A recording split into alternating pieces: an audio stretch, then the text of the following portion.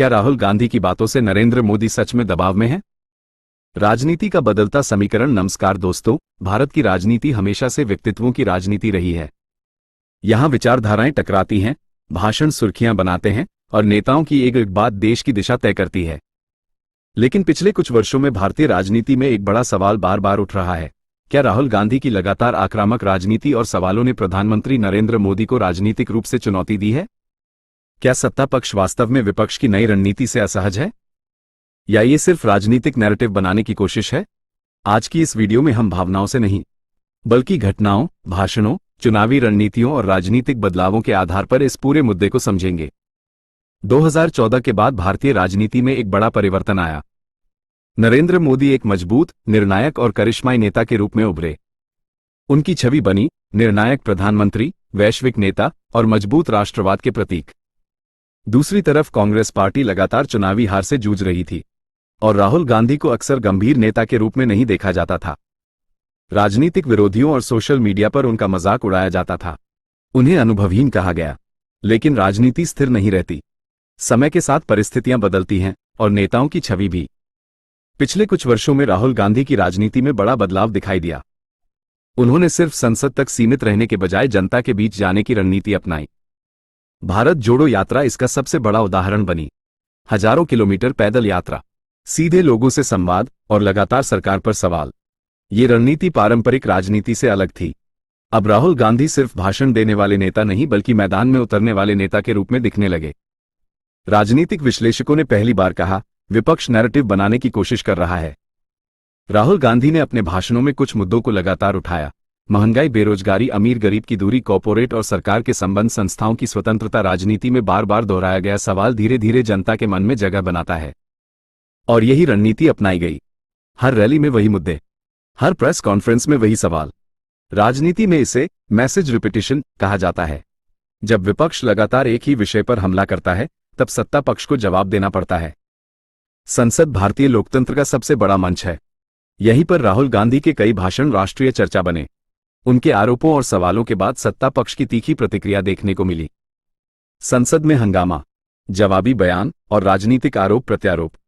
राजनीतिक विशेषज्ञ मानते हैं कि जब सत्ता पक्ष किसी विपक्षी नेता पर लगातार प्रतिक्रिया देता है, तो इसका मतलब होता है कि वह नेता राजनीतिक रूप से प्रासंगिक बन चुका है। आज की राजनीति सिर्फ चुनावी मैदान में नहीं लड़ी जाती, ये टीवी स्टूडियो, सोशल मीडिया और डिजिटल प्लेटफॉर्म पर भी लड़ी जाती है। राहुल गांधी के बयान वायरल होने लगे। उनके इंटरव्यू अंतर्राष्ट्रीय मीडिया में चर्चा का विषय बने। दूसरी ओर सरकार समर्थक नैरेटिव भी उतनी ही ताकत से सामने आया। ये सीधी लड़ाई बन गई, दो राजनीतिक छवियों की। एक तरफ मजबूत नेतृत्व का दावा, दूसरी तरफ जवाबदेही की मांग। अब सबसे बड़ा सवाल, क्या नरेंद्र मोदी वास्तव में राहुल गांधी की राजनीति से दबाव महसूस कर रहे हैं? राजनीति में डर शब्द का अर्थ व्यक्तिगत नहीं होता। ये चुनावी दबाव, जनमत और राजनीतिक चुनौती से जुड़ा होता है।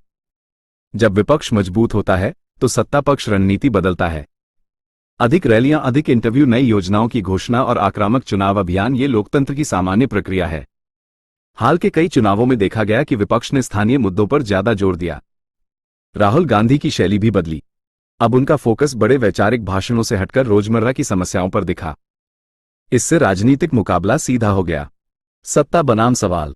आज ट्विटर, यूट्यूब और इंस्टाग्राम राजनीति के नए मैदान हैं। राहुल गांधी की क्लिप्स और भाषण तेजी से फैलने लगे।